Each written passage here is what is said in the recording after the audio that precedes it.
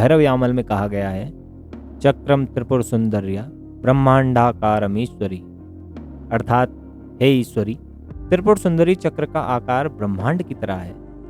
भावनोपनिषद में कहा गया है कि नवचक्रमयी देहा, अर्थात इस देह में 9 चक्र हैं। शिव के बिना देवी नहीं और देवी के बिना शिव नहीं। इन दोनों में चंद्रमा और उसकी चंद्रिका के समान जरा भी भेद नहीं है। तंत्र ग्रंथों में श्री विद्या की उपासना पद्धति के बारे में विस्तार से लिखा गया है। इस विद्या की उपासना में दीक्षा क्रम के आधार पर अनेक नामों से उपास्य देवियों की दीक्षाएं हैं और उनके मंत्रों का जो क्रम है वो भी काफ़ी विशाल है। साधक अपनी दीक्षा के क्रम से स्टेप बाय स्टेप आगे बढ़ के परम लक्ष्य की सिद्धि प्राप्त करता है। श्री विद्या साधना का मूल आधार श्री यंत्र है और इसी का दूसरा नाम श्री चक्र है। यह यंत्र भगवती त्रिपुर सुंदरी का है।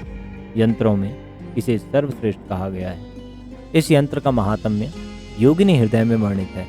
पराशक्ति अपने संकल्प मात्र से विश्व ब्रह्मांड में समाहित होकर स्वयं अपने रूप लावण्य का आनंद लेती है। इस अपरिमेय आनंद के समय श्री चक्र का प्राकट्य होता है। भैरव यामल में कहा गया है, चक्रम त्रिपुर सुंदर्या ब्रह्मांडाकारमीश्वरी, अर्थात हे ईश्वरी, त्रिपुर सुंदरी चक्र का आकार ब्रह्मांड की तरह है। भावनोपनिषद में कहा गया है कि नवचक्रमयी देहा, अर्थात इस देह में 9 चक्र हैं। श्री यंत्र में श्री शब्द का अर्थ बताया गया है कि जो सुना जाए वह श्री है, जो नित्य परब्रह्म का आश्रमण करती है वह श्री है। शिव शक्ति की एक रूपता आगम ग्रंथों में भी प्रतिपादित की गई है, जैसे न शिवेन बिना देवी न देव्या बिना शिवा नान्योरंतरा किंचित चंद्र चांद्रक योरिव, अर्थात शिव के बिना देवी नहीं और देवी के बिना शिव नहीं। इन दोनों में चंद्रमा और उसकी चंद्रिका के समान जरा भी भेद नहीं है। ब्रह्म की उत्पत्ति, स्थिति और पालन की सामर्थ्य प्राप्त करने का श्रेय श्री के कारण ही है।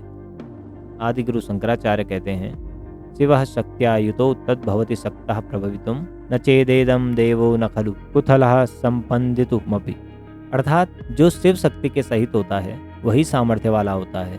जो इससे युक्त नहीं वह देव तो स्पंदन करने योग्य भी नहीं होता। ब्रह्म स्वयं निष्कल निरंजन तथा निर्गुण है।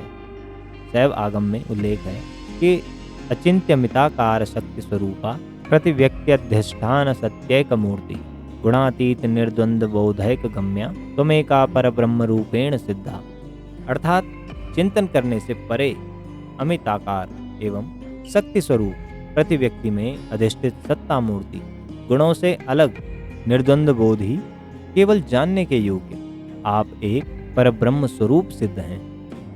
श्री यंत्र का जो स्वरूप है उसमें 6 सर्कल हैं। सबसे अंदर वाले केंद्र में बिंदु स्थित है।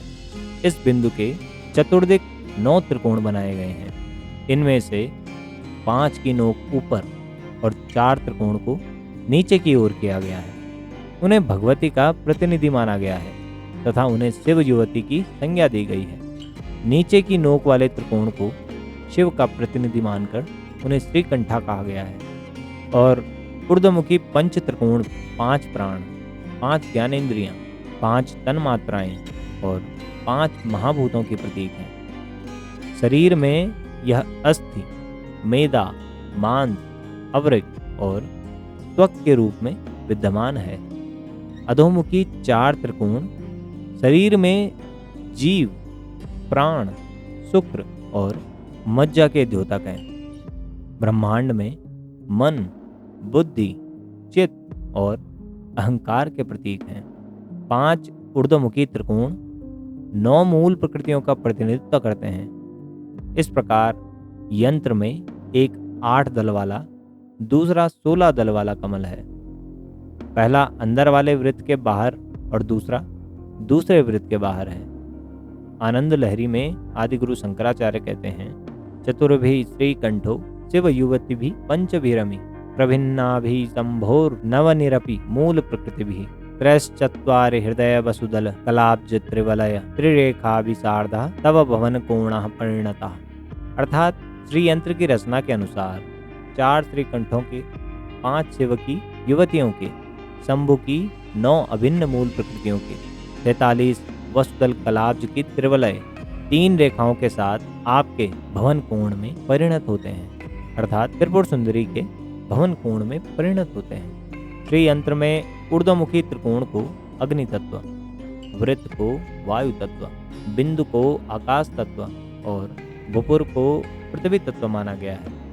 यह यंत्र सृष्टि क्रम का सूचक है तथा शैव मतावलंबी इस यंत्र की उपासना करते हैं। आदि गुरु शंकराचार्य इस मत के प्रवर्तक माने जाते हैं और उनके प्रत्येक पीठ में एक श्रीयंत्र प्रतिष्ठित है।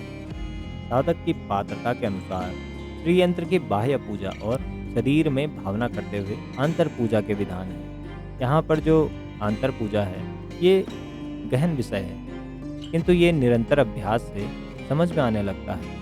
रुद्रयामल तंत्र में इसके लिए बहुत से विधान वर्णित हैं और शरीरस्थ योग चक्रों की स्तुतियाँ, ध्यान और उन्हें उद्बुद्ध करने के मंत्र जब भी बताए गए हैं। यह महाविद्या ब्रह्म विद्या है।